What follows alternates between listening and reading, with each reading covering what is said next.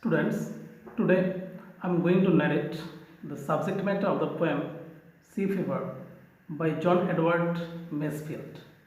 Masefield is well known for his sea poetry, saltwater ballads, and this poem, the Sea Fever, is taken from there.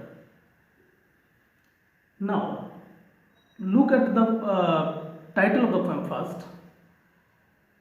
The title is Sea Fever.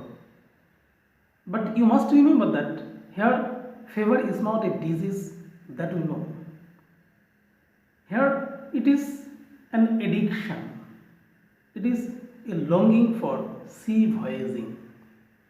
Throughout the poem, the poet expresses his desire for sea voyage. He is impressed by the scenic beauty of the sea. So always he is ready to go to the seas again and again. In the very first line, the poet says us that he must go to the seas again. He is so impressed with the scenic beauty and his desire for sea voyaging now reaches the highest stage, and that's why he thinks that it's mandatory for him to start his journey for the sea. He visited the sea earlier, but it could not quench his thirst for sea voyaging. He wants to go there now and then, again and again. He is ever ready, he is determined to go to the seas. And all that he needs now is a tall ship, one who will float in the sea, in the lonely sea, under the clear sky, under the quiet sky. And he wants to have a star as his guide. You know, before the invention of compass, all the sailors used a particular is to follow a particular star, the Polaris, the North Star, that we call Dhruva Tara, to have perfect conception of direction. Here the poet also wants to have a star to guide him. Besides this,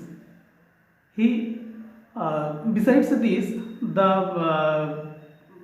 sound of the wheel, the melody of the wind, the grey mist, the shaking, the quaking sails, the grey dawn breaking also encourage him to start his journey, to start his voyage.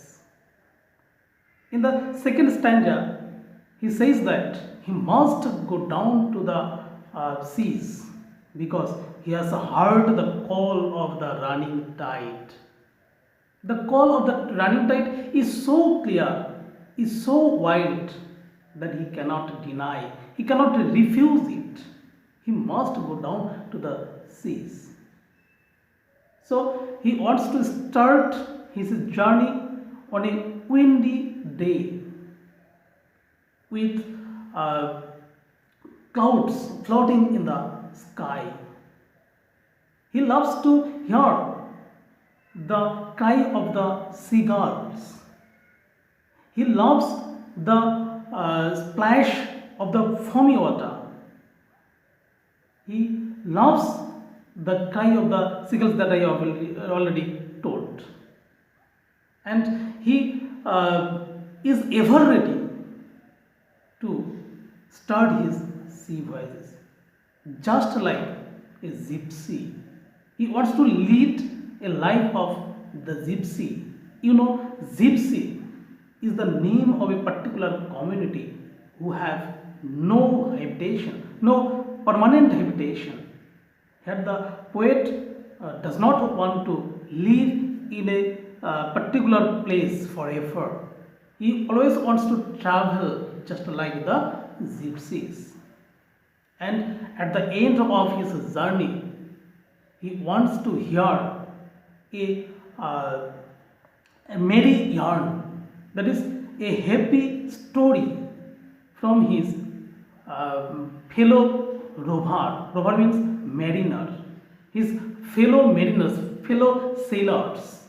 He wants that his fellow sailor will tell him a beautiful and happy story.